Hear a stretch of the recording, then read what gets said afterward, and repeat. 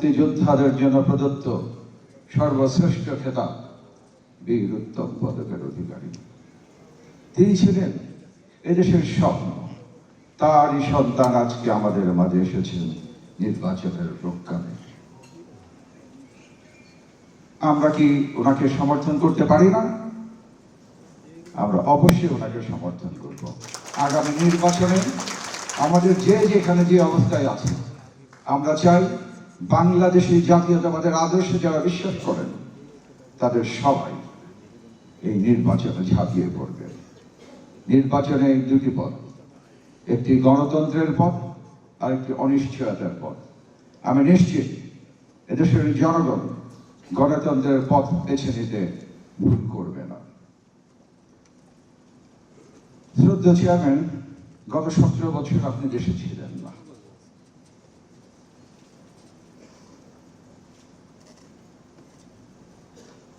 এই 17 বছরে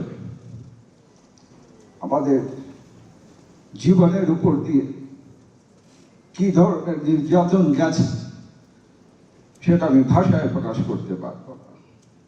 4 বার গ্রেপ্তার হয়েছি, তাতে কোনো আফসোস ছিল না। কিন্তু আমার গুলশানের বাসায় মধ্যরাতে যেদিন দরজা ভেঙে আমার স্ত্রী সন্তানদের সামনে থেকে আমাকে ছিনিয়ে নিয়ে গেছে, সেই ট্রমা এখন আমার ফ্যামিলি কাটিয়ে উঠতে পারেনি। আমি জানি না এর বিচার কোনোদিন আমি পাবো কিনা।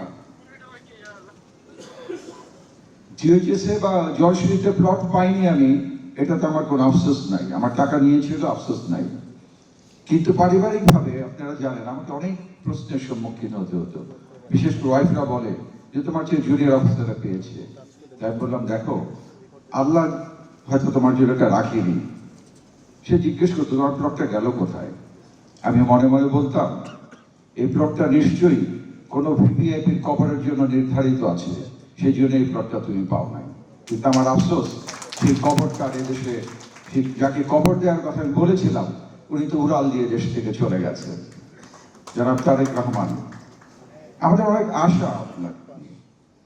আমরা একটা সুখী সমৃদ্ধশালী দেশ দেখতে চাই, যেখানে মানুষ আসবে, যেখানে মানুষের কোনো ভয় থাকবে না, মন খুলে কথা বলতে পারবে, আপনার পক্ষে এবং বিপক্ষে উভয় মত প্রকাশ করতে পারবে। তার জন্য তাকে কোনো শাস্তি পেতে হবে না। প্রকাশ্য দিবালোকে যদি কেউ হেঁটে যায় তাকে খুন হতে হবে না। অথবা কোনো রাতে যদি কোনো পরিবার রাস্তা দিয়ে হাঁটে,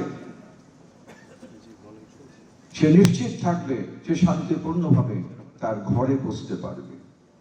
এমন একটি দেশ আমরা দেখতে চাই এবং আমার বিশ্বাস আপনি এবং আপনার দল সেই সক্ষমতা আছে। আপনি যদি দৃঢ় হন, সেই বাংলাদেশ আমাদের উপহার দিতে পারবেন। আমি আর আমার নিজস্ব দুঃখের কথা বললাম না। বর্তমানে আপনার যে নির্বাচন ঢাকা 17 আসন হচ্ছে, সেখানে ডোনার ভাই, সালাম ভাইয়ের সাথে আমি যুক্ত আছি। ওনারা অত্যন্ত সুন্দর পরিকল্পনা করে এগিয়ে যাচ্ছে। আপনি নিশ্চিত থাকুন ঢাকা 17 আসন থেকে আপনি বিপুল ভোটে জয়লাভ করবেন। শুধু ঢাকা 17 নয়, সমগ্র বাংলাদেশ থেকে জাতীয়তাবাদী দল নিরঙ্কুশ সংখ্যাগরিষ্ঠতা পাবে। ধন্যবাদ।